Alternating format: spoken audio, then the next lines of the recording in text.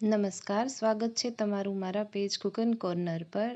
તો ચાલો આજે આપણે નવી રેસિપી બનાવીએ. આ રેસિપી છે કૂકીઝ ઓર તમે તેને બિસ્કિટ પણ કહી શકો. આ ખાવામાં ખૂબ જ સ્વાદિષ્ટ છે. ઘરે આપણે જે વસ્તુઓ હોય તેમાંથી જ બનાવેલા છે. આ બિસ્કિટ બહાર બજારમાં મળતા બિસ્કિટ કૂકીઝ જેવા જ હોય છે, જે બાળકોના સૌથી ફેવરેટ હોય છે. તો ચાલો આપણે રેસિપી બનાવવાની શરૂઆત કરીએ. આ રેસિપી બનાવવા માટે આપણે ઘીનો ઉપયોગ કરશું કે જે જામેલું હોવું જોઈએ, ઓગળેલા ફોર્મમાં હોવું ના જોઈએ. જો તમારી પાસે જામેલું ઘી ના હોય તો તમે તેને થોડી વાર માટે ફ્રીજમાં મૂકી શકો છો. અહીં મેં 5 ચમચી જેટલું ઘી લીધેલું છે, જે 60 ગ્રામ છે. જો તમારી પાસે ઓગળેલું હોય તો વાટકીમાં મૂકી અને થોડી વાર માટે ફ્રીજમાં મૂકી દો. ત્યારબાદ તેમાં મેં ખાંડ લીધેલી છે, જે મિક્સરમાં પાવડર ફોર્મે તૈયાર કરેલી છે, જે અડધો કપ જેટલી છે અને અંદાજિત 10 ચમચી જેટલી છે. જો તમારી માટે મેજરમેન્ટના વાસણો ના હોય તો આ રીતે માપ લઈ શકો છો. હવે તેને વિસ્કરની મદદથી આ રીતે ફેટવાનું છે. ધીરે ધીરે તે એકબીજામાં મિક્સ થવા માંડશે. આ રીતે ફેટ્યા બાદ તેનો કલર થોડી વાર પછી ચેન્જ થવા લાગશે. અત્યારે તેનો કલર થોડો પીળાશ પર હશે અને સારી રીતે ફેટ્યા બાદ તેનો કલર વ્હાઇટ પર થઈ જશે. આ કરવામાં તમારે થોડી વાર લાગશે. અંદાજિત 8 થી 10 મિનિટ જેટલો સમય લાગશે, પરંતુ તેની અંદર સરસ હવા ભરાઈ જશે, જેથી બિસ્કિટ સારા એવા બજાર જેવા ફૂલેલા જ બનશે.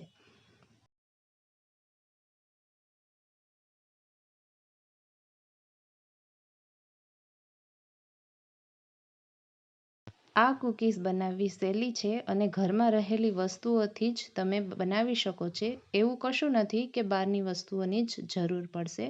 હવે એક સ્ટ્રેનર લીધું છે, જેમાં મેં 120 ગ્રામ જેટલો ઘઉંનો લોટ લીધેલો છે, જે 1 કપ જેટલો છે.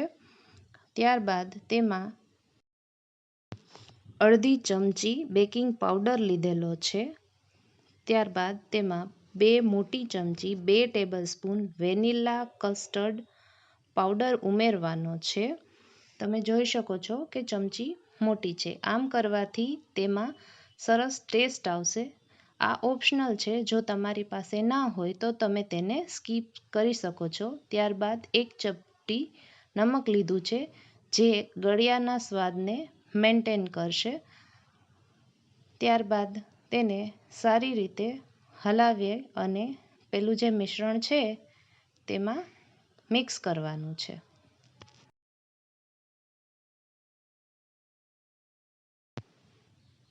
આ મિશ્રણ ચમચા કે ચમચીની મદદથી આ રીતે હળવા હાથેથી જ મિક્સ કરવાનું છે. વધારે પડતો તેમાં વજન આપવાનો નથી. જો આવું કરશો તો તેમાં રહેલી હવા સારી રીતે કામ નહીં કરી શકે અને તમારું જે કૂકીઝનું સ્ટ્રક્ચર આપવાનું છે તે સારું બનશે નહીં. હવે મેં તેમાં 4 થી 5 એલચી લઈ તેનો પાવડર કરી એડ કર્યો છે અને હળવા હાથે મિક્સ કરવાનું છે.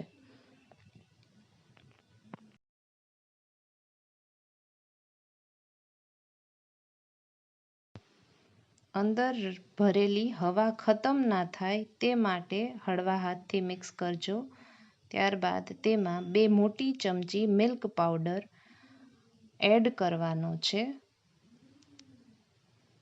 આ પાવડર એડ કર્યા બાદ તેમાં 8 થી 10 બદામના કટકા કરી અને અડધા નાખેલા છે અને અડધા મેં ગાર્નિશિંગ માટે રાખેલા છે. ત્યારબાદ થોડા કાજુ લીધેલા છે, તેના પણ કટકા એડ કરેલા છે. તમને બીજા ડ્રાયફ્રૂટ્સ પસંદ હોય તો તે તેમાં એડ કરી શકો છો, જેમ કે પિસ્તા. હવે ત્યારબાદ મેં તેમાં બાળકોની ફેવરિટ ટૂટી ફ્રૂટી એડ કરી છે.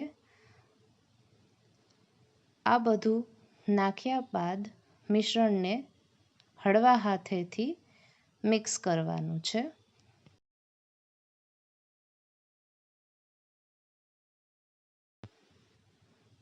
તમે તેની હાથની મદદથી પણ મિક્સ કરી શકો છો. આ રીતે હળવા હાથેથી તેને મિક્સ કરવાનું છે, પર વધારે પડતું પ્રેશર આપવાનું નથી. જેવી રીતે આપણે મોણ નાખી અને લોટને કેળવીએ તેવી રીતે તેને સારી રીતે સ્ટ્રક્ચર આપવાનું છે અને એકસાથે આ રીતે જોડવાનું છે. ત્યારબાદ તેને એક પ્લેટમાં બટર પેપર પર સેટ કરવાનું છે. જો તમારી પાસે બટર પેપર ના હોય તો એક કોરું કાગળ, પ્લેન કાગળ લઈ તેની ડીશ પર રાખતા પહેલાં વચ્ચે ઘી સારી રીતે લગાવો, ત્યારબાદ પેપર લગાવો અને ઉપરની બાજુ પણ સારી રીતે ઘી લગાવશો તો આ રીતે બટર પેપર જેવું જ થઈ જશે. ખાસ કહેવાનું કે ન્યૂઝપેપર છાપાનો ઉપયોગ ના કરવો, તેની અંદર રહેલી ઇંક સારી હોતી નથી. તો હવે હાથની મદદથી તેને તમારે આ રીતે શેપ આપતું જવાનું છે. ધીરે ધીરે હળવા હાથેથી આ રીતે શેપ આપતા જાઓ અને તેને ડીશમાં રાખતા જજો. આ રેસિપી તમે ઓવન કે પેન, કુકર ગમે તેમાં બનાવી શકો છો. હવે મેં તેના પર ડ્રાય ફ્રૂટથી ગાર્નિશ કર્યું છે. ડ્રાય ફ્રૂટને હળવે હાથેથી પ્રેસ કરવાના છે. હવે તે ક્રિસ્પી ઉપરથી બને તે માટે મેં તેમાં 1 મોટી ચમચી ગરમ દૂધ અને અડધી ચમચી માખણ લીધેલું છે અને તેના પર લગાવ્યું છે, જેનાથી તે ઉપરની સાઈડ ક્રિસ્પી અને અંદરથી એકદમ નરમ બનશે. મોઢામાં જતા વેત જ તે મોઢામાં ઓગળી જશે. તમને પસંદ હોય તે પ્રકારે તમે તેને ગાર્નિશ કરી શકો છો. હવે મેં એક પેન લીધું છે, તેને 10 મિનિટ પ્રીહીટ મીડિયમ ફ્લેમ પર કરેલું છે અને હવે તેમાં આપણે આ પ્લેટ રાખી દઈશું. પ્લેટ રાખ્યા બાદ ગેસની ફ્લેમ લો જ રાખવાની છે અને આ રીતે ઢાંકી દેવાનું છે. 10 થી 12 મિનિટ પછી તમે જોઈ શકો છો કે આપણી કૂકીઝ તૈયાર છે. જો આ કૂકીઝ તમે ઓવનમાં બેક કરતા હોય તો તેના માટે તમારે 10 મિનિટ પહેલાં ઓવન સ્ટાર્ટ કરવાનું છે. ઓવન પ્રીહીટ કરવાનું છે 170 ડિગ્રી પર અને 10 થી 12 મિનિટ માટે જ બેક કરજો. વધારે પડતા બેક કરશો તો તેનો સ્વાદ નહીં આવે. પ્લેટમાં કૂકીઝને ઠંડુ પડ્યા બાદ જ કાઢજો, નહીંતર તે બટર પેપરમાં ચોંટી જાય છે. તો તૈયાર છે આપણા હેલ્ધી અને ટેસ્ટી કૂકીઝ.